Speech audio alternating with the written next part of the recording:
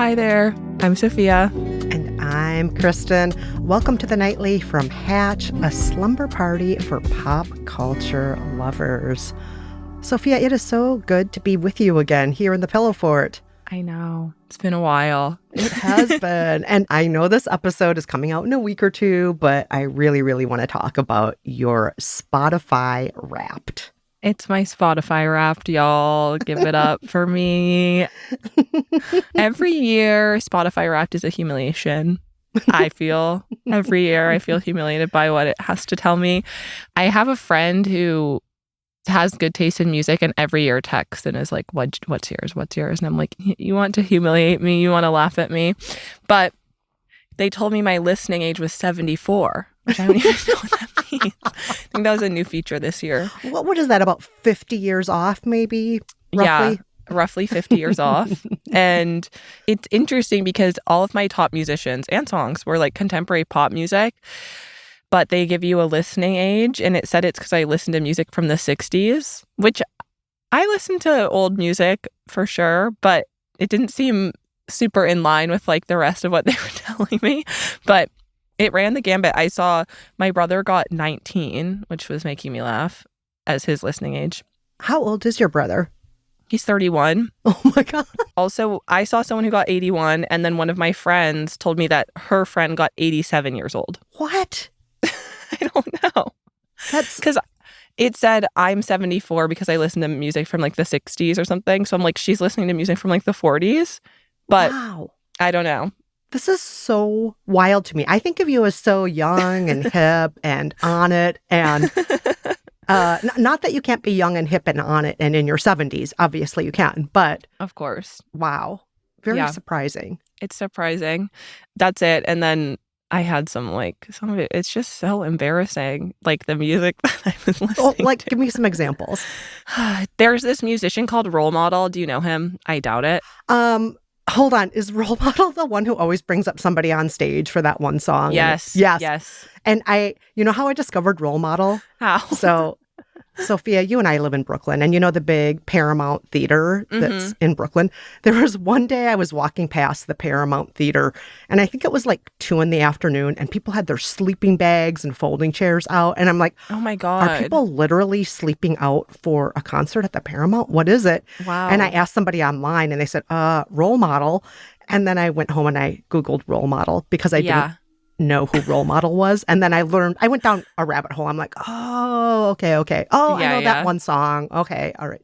Now we're hip to it, but he was in one of my top songs, was one of his songs, which I felt quite embarrassed by. All love to him. But he put out an album that I listened to. But you're embarrassed about it?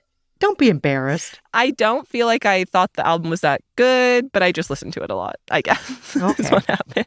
If you had to make a guess, do you think you could guess like who you listened to the most this year? Oh gosh. Well, I stopped my Spotify account a year or two ago, so I don't have Spotify judging me about it, but thank God.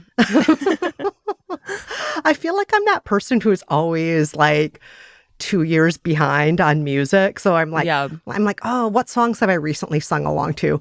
Pink Pony Club? Like when did that song come out? Like 5 years ago, actually? I don't know. I have no idea. Maybe like 2 or 3. Yeah. So I always feel like I'm like 2 or 3 years behind on music. And then, whenever I read a celebrity memoir, if the celebrity is a musician, I'll listen to their songs. So fun. Ronnie Spector's memoir, which was so good. I listened to earlier this year, and Rosie Perez narrates it, which makes it super fun.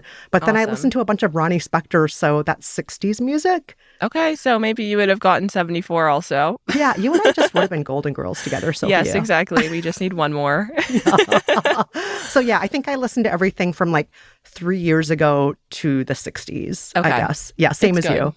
Yeah, exactly. But I don't have Spotify to judge me, so I'm not really sure. Yeah, and that's good. It's better to not have it. But our sweet producers put together a little Hatch Wrapped, a nightly Wrapped, where they they collected data. Yes. Took them days and days to figure out what our most frequently talked about topics were. And yours, you got Minnesota. Yes, of course I did. And you know what? I can say that Minnesota comes up in a few different ways with different people I'm talking with. It depends on who I'm talking with. But I know for Jaquise, for example, he and I, because we're both Midwesterners. Yeah.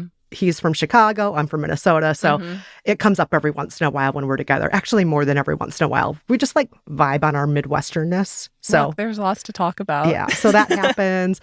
And then, you know, with other people, I might talk about Little House on the Prairie, which is Minnesota.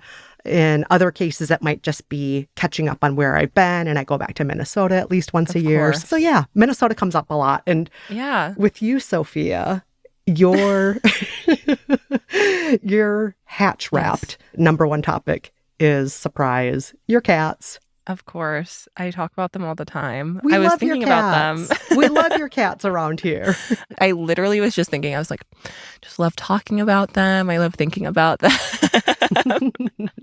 But I mean, I can talk about them all the time. There's always something to say about them. They're always doing something that I find deeply interesting. So to me, I'm like, let's talk about cats. Come on. No, I totally get it. I was just in New Zealand for a couple of weeks hanging with my mother-in-law. She has this cat who is hands down the most talkative cat I have ever met in my whole life. This cat enters the room and introduces herself to everybody. She talks and talks and talks like, hey, everybody, it's me. I just walked into the room. It's Sheba. Check it out. Who wants to rub my belly? I'm going to walk up to each person and keep talking. Like, she never shuts up. And I just think it's so hilarious. So I'm like, yeah, what's not to talk about? There's so much to talk about. Yeah, this cat is so conversational. And then we all just end up narrating what we think she's saying. Yeah, of course. Which I think everybody does that with animals, right? For sure. I definitely do that. Yeah, I think about them and talk about them. I take photos of them all the time. Whenever I like look and see like how many photos I've taken of them, like in my camera roll, it's literally like thousands and thousands of photos of them. I just can't help it. Every day, it's something new. You know, the love of a cat, that's something to celebrate. And times two in your case. Yeah. I'm certainly celebrating it. So that's our little hatch wrapped, our nightly wrapped, which I'm happy. I'm happy to know.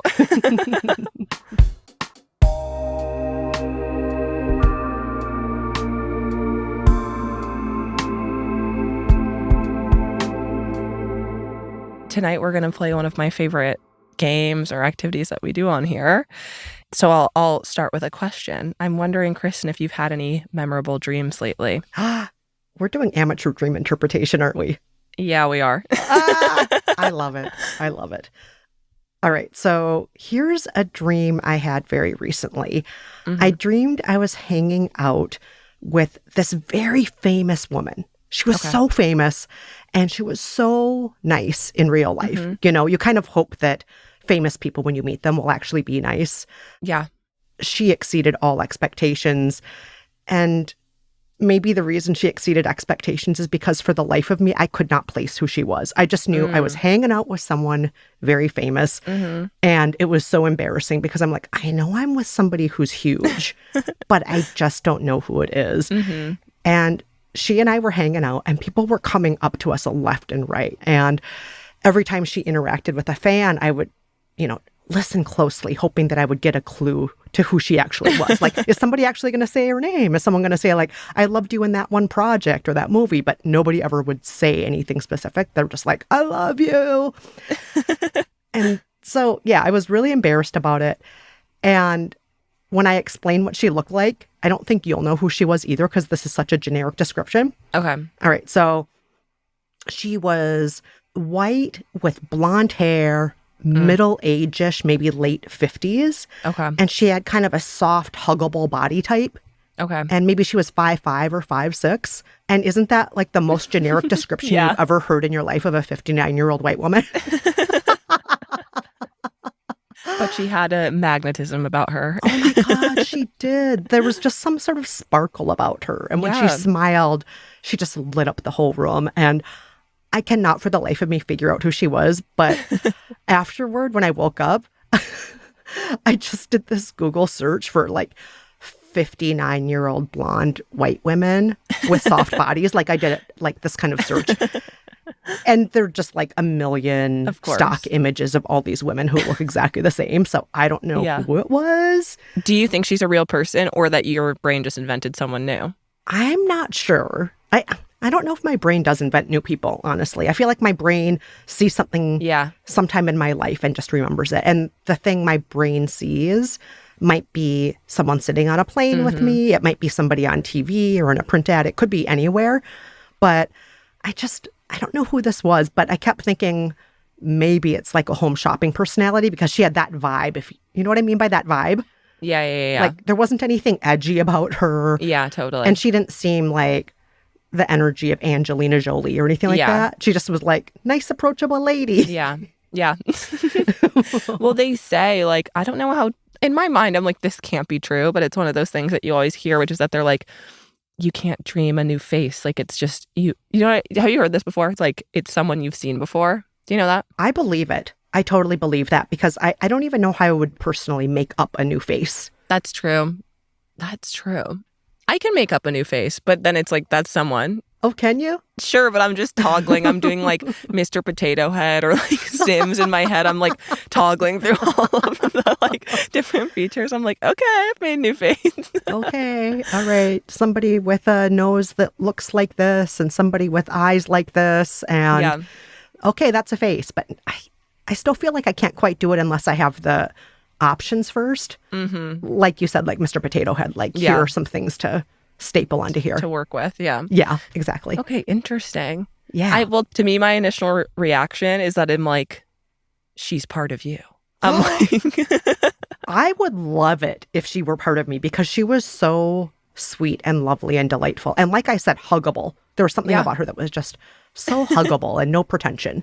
So if I had some of those qualities, I'd be like, yes. Well, I feel like you're super likable and friendly and huggable. So I'm like, it seems like matching up, but I'm like, she's your inner star or something. Oh my gosh. I could be that 59-year-old woman. Yes, on the Home Shopping Network. Oh my God. Maybe that's something to aspire to be, that person. I'm sure. Wait, my other question is, in the dream, were you guys already friends? Like, you're like, did you feel like you had an established relationship with her? Or you were like, I'm having like a once in a lifetime, you're having a Make-A-Wish moment where you get to hang out with your favorite celebrity that you don't know the name of? You know, I think that I might have been sent to her to be her chaperone or something like that for a business purpose or possibly for a journalism purpose. I'm not really sure why, but for some reason, I was the one who was there for her, like, oh, hi, welcome. I think that's what happened. I don't think it's just like we met at a party and liked each other so much that we're like, let's leave this party and do some fun things together. Like, I think we got together originally for some sort of professional reason. Okay. I'm trying to think. I'm like, do you want a new friend? I'm trying to think of anything it could mean. Maybe it could just be like she's assigned to embrace people for who they are, not what they do. That's very true. Because I really loved her, even though I didn't know what she was famous for. I knew she was famous, but I just didn't know what it was. Yeah. And maybe there's a tiny part of me that's not fully appreciating people for who they are. I don't really think that's true, though. Maybe you were just supposed to have a fun day out with your gal. Yeah. Or maybe I should just keep an open mind about doing the unexpected and meeting unexpected people more. Of course. I mean, that's amazing. She's a guiding light for you. She is. She is. I love that robust, huggable, blonde, smiley lady. Whoever you are out there, if this sounds like you, thank you for visiting me in my dreams. If this sounds like you, please come forward. Please. We're offering a reward, so.